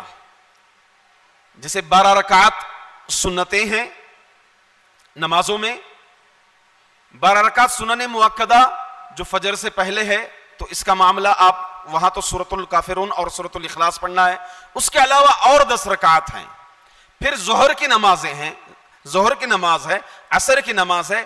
آپ اس کو ایک ٹائم ٹیبل بنا لیں کہ پہلی رکعت میں میں سورۃ النبا ختم کروں گا، دوسری رکعت میں سورۃ النازعات ختم کروں گا، پھر سورۃ عبس ختم کروں گا۔ اس طرح سے سورۃ الناس تک ایک ہفتے میں یا 4 دن میں یا 5 دن میں کم از کم یہ ٹائم ٹیبل بنائیں کہ ایک ہفتے کے اندر کسی بھی طرح سے اس کو میں ختم کروں گا۔ یا پھر آپ چل رہے ہیں، گھوم رہے ہیں، کہیں سفر پر جا رہے ہیں، کہیں کام کاج کے لیے نکل رہے ہیں، تو راستے میں چلتے ہوئے، پھرتے ہوئے آپ اپنی زبان کو قرآن کریم کی تلاوت میں لگا دیں، حرکت میں لگا دیں۔ تو یہ ایک اچھا موقع ہے قرآن کریم کی حفاظت کا، جو جز آپ نے یاد کیا ہے اس کو باقی رکھنے کا۔ اس کے ساتھ ساتھ یہ سلسلہ آپ کا یہیں پر ختم نہ ہو. جس طرح سے آپ کے لیے ایک سبق دیا گیا یا ایک صفحہ دیا گیا, تو اس طرح سے آپ دوسرا پارہ یعنی 29ویں پارے کی بھی ترتیب بنائیے کہ اس کو میں پھر دوبارہ یاد کروں گی, نئی طرح سے دوسرا یعنی 29واں پارہ یاد کروں گی, 28واں پارہ یاد کروں گا. اس طرح سے ترتیب بنائیں تو باذن اللہ تعالی یہ سلسلہ جو ہے باقی رہے گا. آپ کو یہ بات معلوم ہونا چاہیے خاص کر بچوں کے سلسلے میں کہ عالمی سطح پر دنیا کا سروے کیا گیا اس بات پر, اس نتیجے کے لیے کہ کس قوم کے بچے سب سے زیادہ ذہین ہیں, فتین ہیں. تو نتیجے میں بات یہ آئی کہ سب سے زیادہ ذہین, سب سے زیادہ فتین اگر کسی قوم کے بچے ہیں تو وہ مسلمان بچے ہیں. وہ مسلمان بچے ہیں. کیسے؟ ظاہر سی بات ہے, 8 سال کا بچہ ہے, 10 سال کا بچہ ہے, 12 سال کا بچہ ہے, 15 سال کا بچہ ہے, نوجوان ہے, عورت ہے, بچی ہے, ان کے سینوں میں مکمل قرآن کریم محفوظ ہے. جبکہ جیسا کہ آپ سنے تھے کہ دیگر قوموں میں یہ بات نہیں ہے جو بات مسلمانوں کے اندر ہے. اب یہ بات الگ ہے کہ ہمارے مسلمان بچے اپنے اس ذہن کو غلط جگہوں پر استعمال کرتے ہیں, انٹرنیٹوں میں وقت لگاتے ہیں, دیگر چیزوں میں, فضولیات میں وقت لگاتے ہیں, یہ بات الگ ہے. مگر یہ واقعی نتیجہ اخذ کیا گیا کہ سب سے زیادہ ذہین, سب سے زیادہ فتین اگر کوئی قوم کے بچے ہیں تو وہ مسلمان بچے ہیں. تو لہٰذا اپنے اس ذہن کا صحیح استعمال کریں اور قرآن کریم کا تسلسل باقی رکھیں. اللہ تعالیٰ آپ تمام کو یہ سلسلہ باقی رکھنے کی توفیق عطا فرمائے. آمین. سبحانک اللہم و بحمدک اشہد ان لا الہ الا انت استغفرک و اتوب الیک.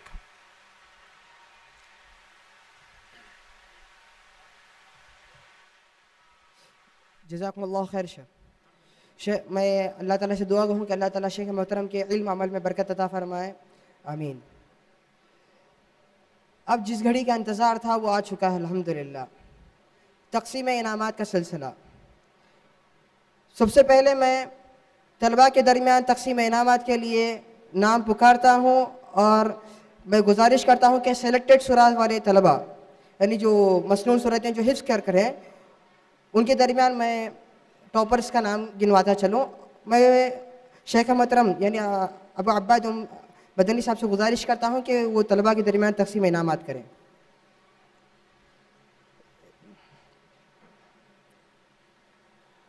سب سے پہلا انعام دیا جاتا ہے محمد ثقلین.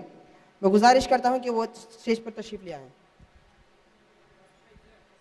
فرسٹ پرائز محمد ثقلین پہلا انعام حاصل کرتے ہیں.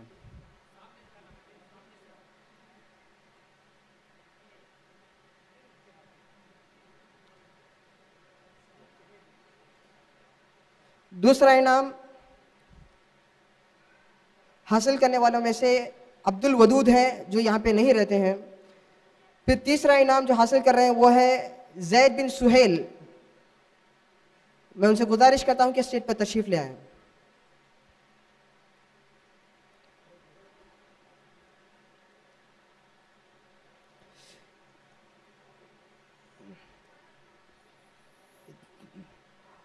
تیسرا انعام اور 2 طالب علم حاصل کر رہے ہیں مگر وہ یہاں پہ فی الوقت موجود نہیں ہیں. اسی کے ساتھ ساتھ میں اب یہاں پہ 100% اٹینڈنس جو لا کر ہے یعنی بغیر کسی دن غیر حاضر ہوئے جو الحمدللہ مکمل طور پر اپنا حاضری کا جو ثبوت دیا ان کے درمیان میں تقسیم انعامات کے لیے پکارتا ہوں. اور میں شیخ عبدالعظیم عمری مدنی حفظہ اللہ سے گزارش کرتا ہوں کہ وہ ان کے درمیان تقسیم انعامات کا یہ کریں. سب سے پہلے ہے ریان احمد دہلوی.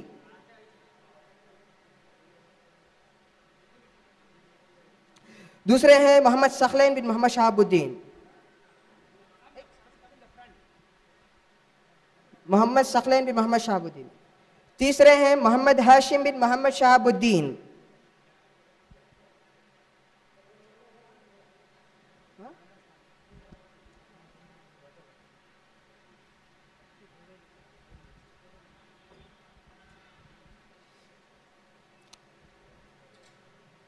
हाशिम।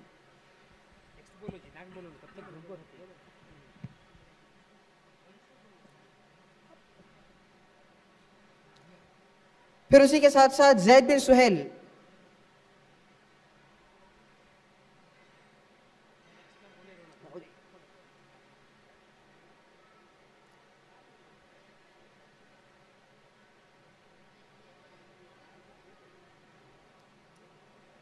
फिर इसी के साथ साथ मैं आबिद भाई से गुजारिश करता हूं कि वो जो मुकम्मल याद कर चुके हैं अल्हम्दुलिल्लाह, उनके दरमियान तकसीम इनामात करें, तकसीम सर्टिफिकेट करें। सबसे पहले है मोहम्मद इरफान,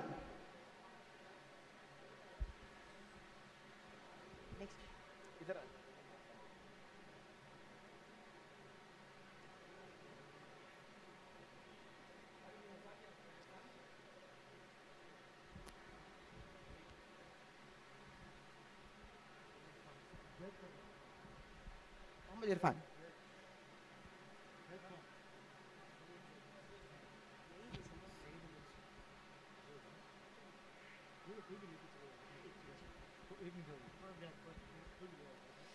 मोहम्मद इरफान,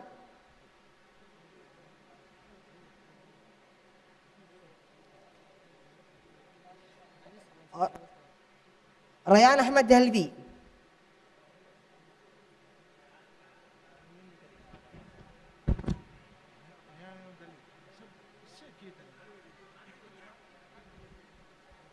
मोहम्मद सखलैन,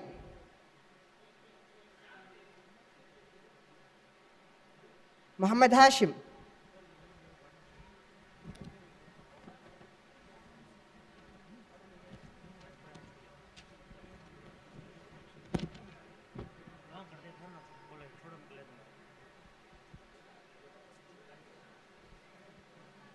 मुआज अहमद,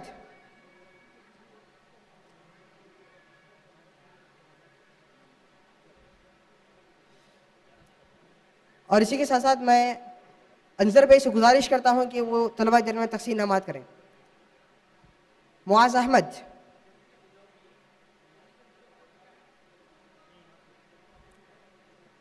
फैज अहमद,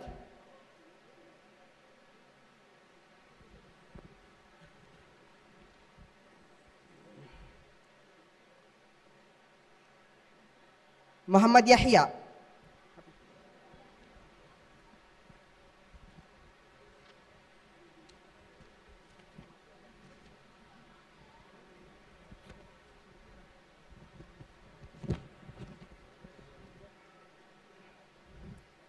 फिर इसके बाद मैं अम्मापारा के तलबा के दरमियान तकसीम इनामात के लिए शेख तारिक सौदागर उमरी मदनी हफ़िज़हुल्लाह से गुजारिश करता हूँ कि वो उनके दरमियान तकसीम इनामात करें। सबसे पहला इनाम लेने वाले में से हमदान खान, हमदान खान,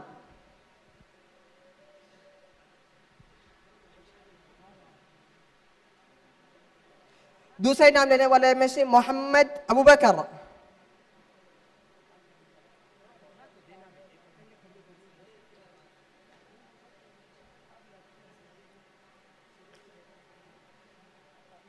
तीसरा इनाम लेने वालों में से अब्दुल्ला साद,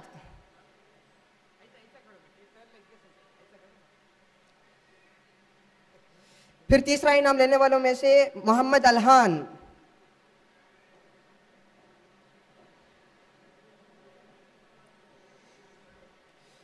और इसी के साथ साथ तीसरे इनाम लेने वालों में से मोहम्मद हंजला। मैं उनके रिश्तेदार से गुजारिश करता हूं कि वो आकर ले लें अपना इनाम।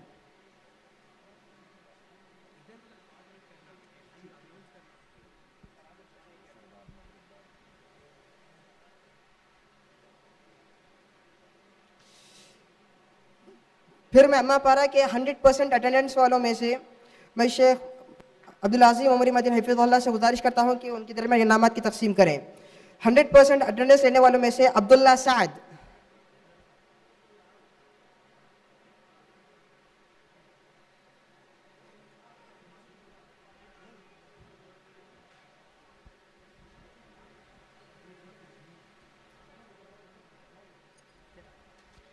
इसी के साथ साथ मोहम्मद हंजला,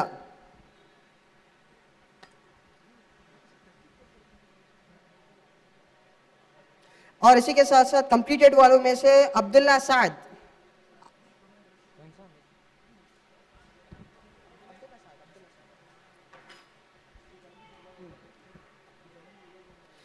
محمد سلیمان عماد.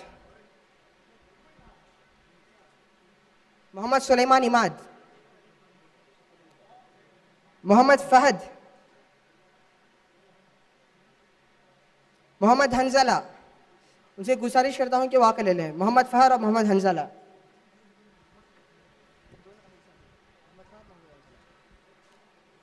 محمد ابو بکر. جی دو بھی مسئلہ. محمد الہان.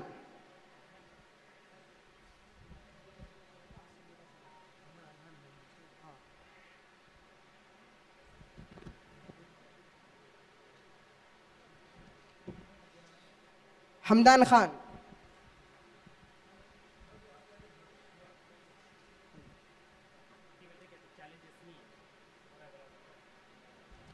محمد عمار احمد.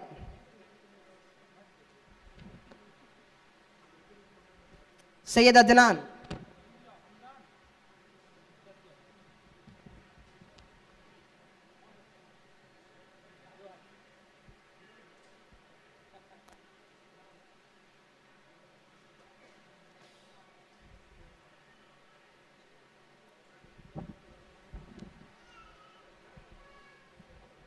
پھر اسی کے ساتھ ساتھ میں امان بھائی سے گزارش کرتا ہوں کہ وہ اسٹیج پہ تشریف لائیں اور پارٹیسپینٹس کے درمیان انعامات تقسیم کریں. محمد عزیر خالد.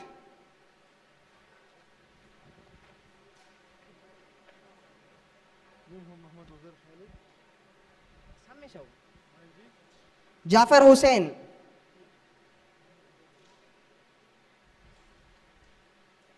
محمد ریحان خان.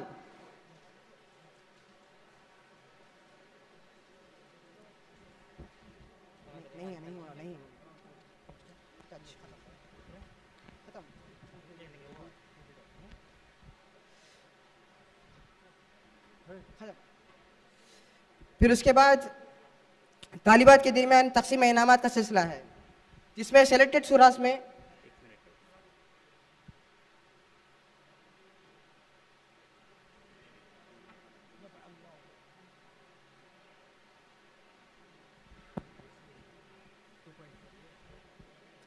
میں شیخ محترم استاد محترم سے گزارش کرتا ہوں مولانا حافظ عبدالعظیم عمری مدنی صاحب سے کہ وہ ابو عباد عمری مدنی حفظ اللہ صاحب کو فیسیلیٹیٹ کریں.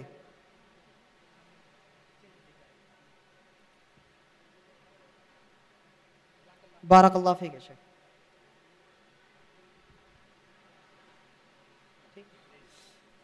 اب طالبات کے درمیان تقسیم انعامات میں سلیکٹڈ سوراز میں سب سے پہلے انعام حاصل کرنے والوں میں سے الفا زحا. دوسرا انعام حاصل کرنے والوں میں سے نعیمہ پروین. والا ہارون. تیسرا فاطمہ نورین.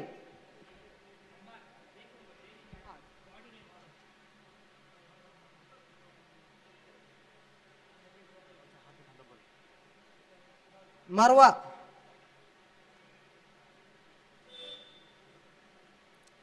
شہر بانو.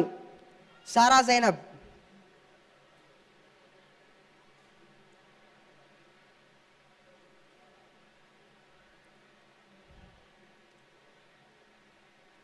ماشاءاللہ 100% کی تعداد میں بہت زیادہ ہے الحمدللہ. 15 الحمدہ طالبات ہیں جو 100% مکمل طور پر بنا کوئی غیر حاضر کے شریک رہے الحمدللہ، جن میں سے سب سے پہلا ہے عائشہ الفا.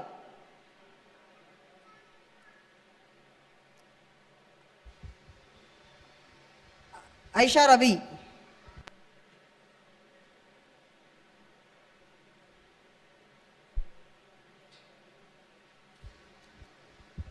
ارمیہ حسین.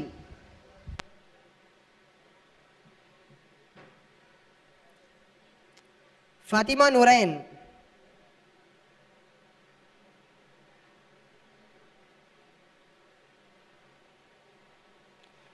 فرحانہ بانو. الفا زحا.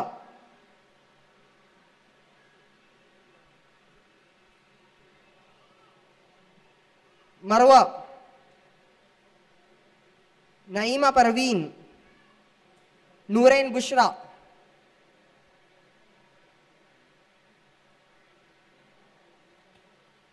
شہر بانو، شریقہ بطول،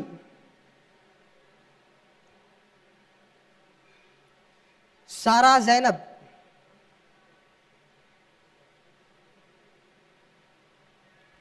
والا ہارون، وفا ہارون، زفرین فاطمہ،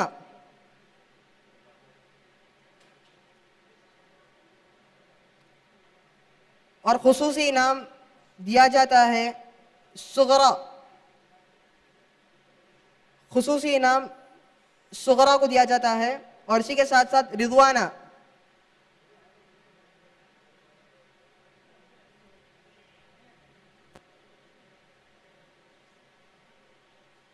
اور اسی کے ساتھ ساتھ فاطمہ بسینہ.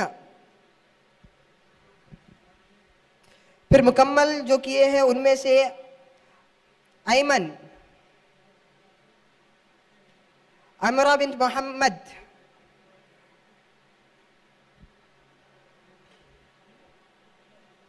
انیقہ مسعودہ،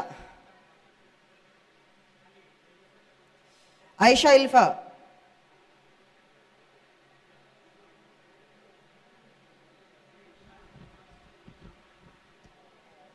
آمنہ انصر باجی،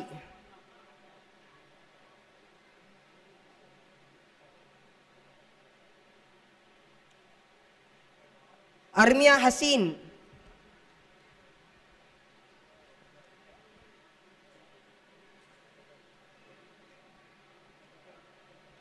فاطمہ نورین، فاطمہ بسینہ،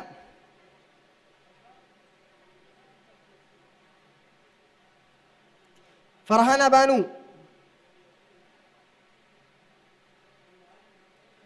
حفصہ، حذیفہ مریم،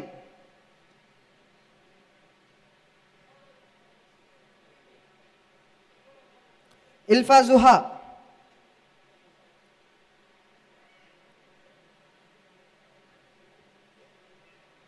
جویریہ،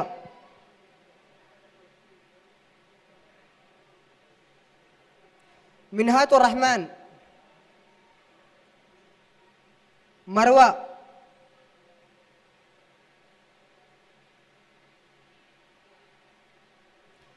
نیگر سلطانہ،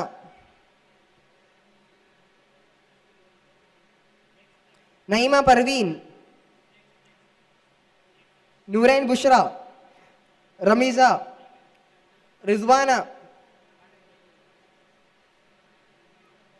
شہر بانو، سریہ فاطمہ، سمیحہ انم، شمع جبین، شریقہ بطول، سارہ زینب، صغرا،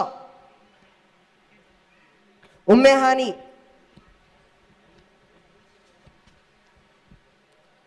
ولا ہارون، وفا ہارون، زفرین.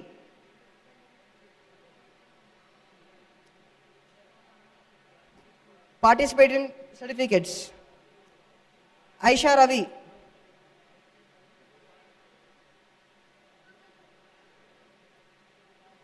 عافیہ فرحین، عفیفہ زینب، نشاط الماس، صفا شیخ، عائشہ عبدالعلیم، عائشہ، عروہ، امنہ واحد، عرشیہ سلطانہ، فاطمہ زیبہ، فاطمہ اختر، فرحانہ، ہانیہ واحد، افزہ بیگم، ختیجہ، مسیرہ فردوس، ممتاز، نشاد فاطمہ، ہدا، نازیہ صدیقہ، سعیدہ، سعدیہ، شاہنبہ، تبسم،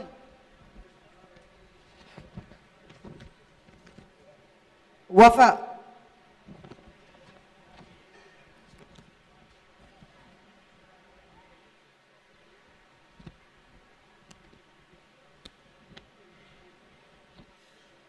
اما پارا وداؤٹ تجوید میں سب سے پہلا انعام لینے والوں میں سے رمشا فرحین ہے. دوسرا انعام ام ایمن.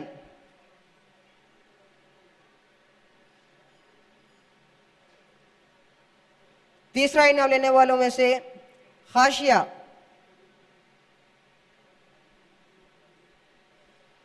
اسی کے ساتھ تیسرا انعام لینے والوں میں سے حفصہ نخت.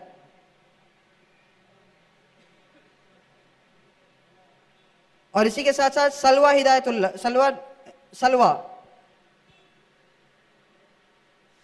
اور 100% اٹینڈنس میں سے رمشا فرحین، شفا، صبا، ثنا، ام ایمن، صفیہ، خاشیہ، سعیدہ سما، سعیدہ مدیحہ، سلوہ. جو مکمل کر چکے ہیں ان میں سے زرین فاطمہ،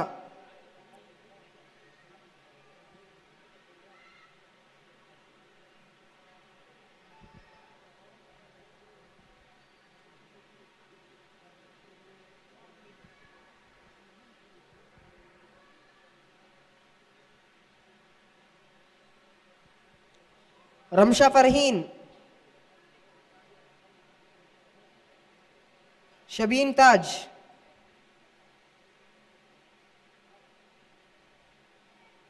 شفا، عذرا فاطمہ، زینت، حفصہ نکھت، اقصی، ہدایہ امین، رشدہ مریم، ثنا، صبا، مریم،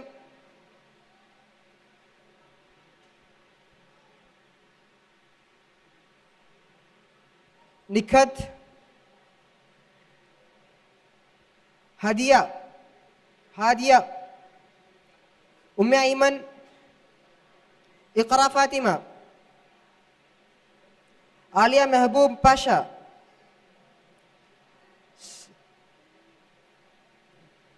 صفیہ، صفا، یمنا خدیجہ، خاشیہ، سریہ فاطمہ، ہبا نور، جاسمینہ، سعیدہ سما، سعیدہ مدیحہ، سمیحہ، تسمیہ صدف. پارٹیسپیشنز میں سے زینب، شمع، مریم، نبیحہ، شازیہ، شہلہ، مریم، اقرا بانو.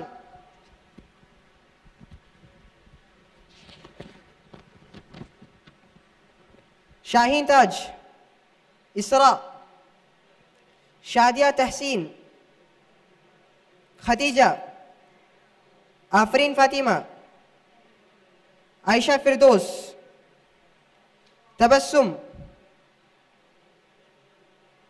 خدیجۃ الکبریٰ،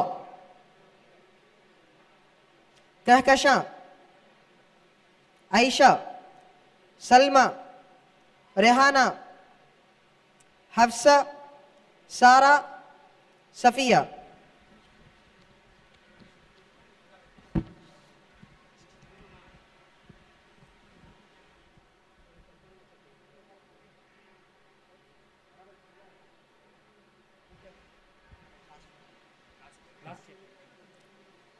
اما پارا بالتجوید مع تجوید کے سب سے پہلا انعام لینے والوں میں سے ہیں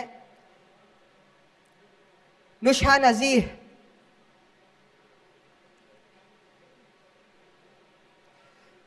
اثر بیت کے بحث میں سب سے پہلا انعام لینے والوں میں سے نشہا نزیح. دوسرا انعام لینے والوں میں سے ناطقہ نوین. تیسرا انعام لینے والوں میں سے عالیہ تسکین ہے.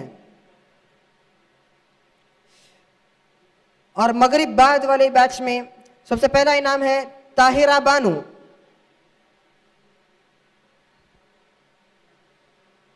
سب سے پہلا انعام لینے والوں میں سے طاہرہ بانو. سعیدہ بریرہ. دوسرا انعام لینے والوں میں سے سعیدہ بریرہ. تیسرا انعام لینے والوں میں سے اسفیہ. اور تیسرا انعام لینے والوں میں سے آمینہ. تیسرا انعامی خدیجہ. تیسرا انعامی عائشہ صدیقہ.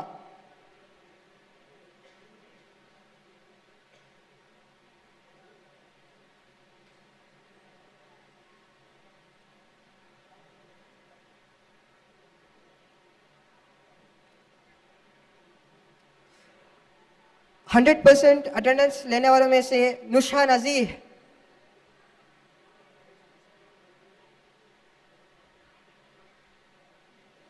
ناطقہ نوین. عالیہ تسکین. طاہرہ بانو. اور کمپلیٹ کرنے والوں میں سے عالیہ تسکین، رابعہ مہک، ناطقہ نوین،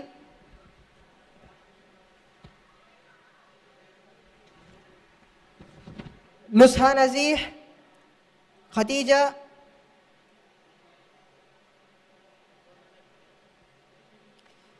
سعیدہ بریرہ، طاہرہ بانو،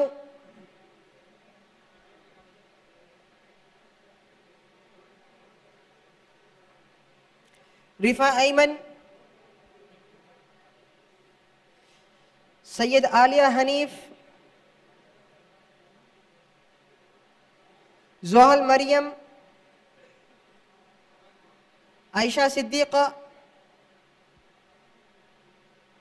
امینہ، اسفیہ.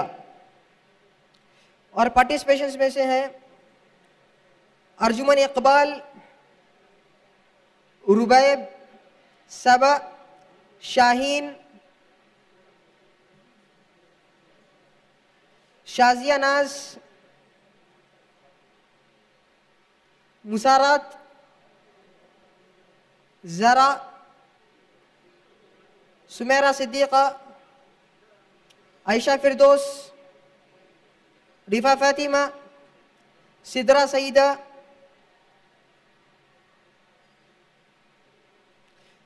سعیدہ، صفا، نکھت، نزہت جمیل، شمیم، شاہین تاج، عفاف، عائشہ زنیرہ. اور اس میں سے اسپیشل پرائز لینے والوں میں سے 4 ہیں. اس میں سے پہلا ہے ارجمن اقبال، شمیم النساء،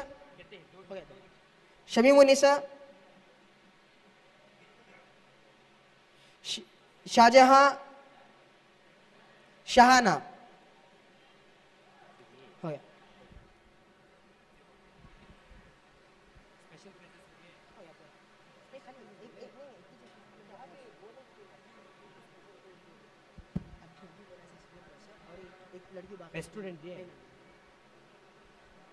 अस्सलाम वालेकुम वरहमतुल्लाहि वबरकातुहू।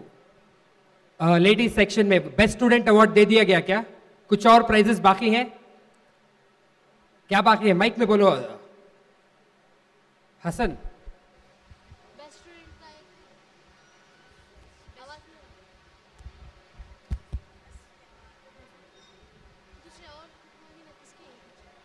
अगर सर्टिफिकेट्स में, मेडल्स में, प्राइजेस में कुछ कंफ्यूजन है, इंशाल्लाह इशा सलाह पढ़ी जाएगी यहाँ पर। पढ़ने के बाद आप कंफ्यूजन क्लियर करके अपना अपना सर्टिफिकेट ले सकते हैं।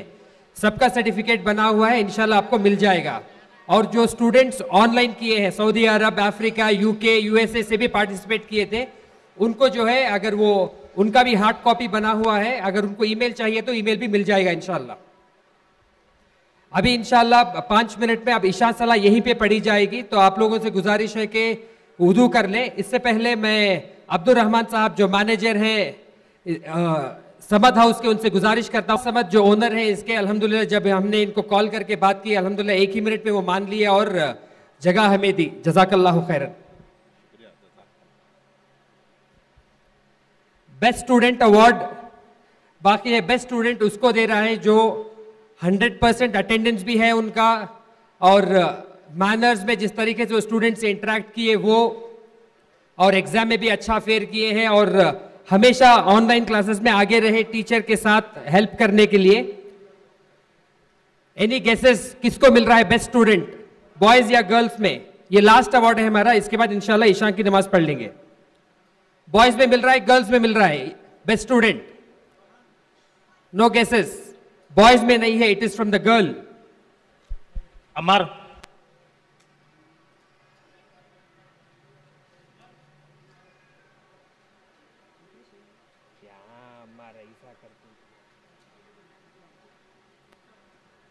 Best student award Fatima बसीने बिनते Hasan मौजूद है वो यहां पर?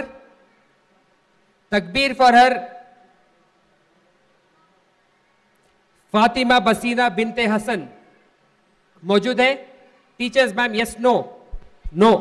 ओके, जज़ाकल्लाहु खैरन। मैं सबसे पहले तो अल्लाह सुब्हानहू व तआला का शुक्रगुजार हूँ अल्हम्दुलिल्लाह के अल्लाह ने हमें तौफीक दी ऐसा एक प्रोग्राम ऑर्गेनाइज करने के लिए, ऑनलाइन क्लासेस।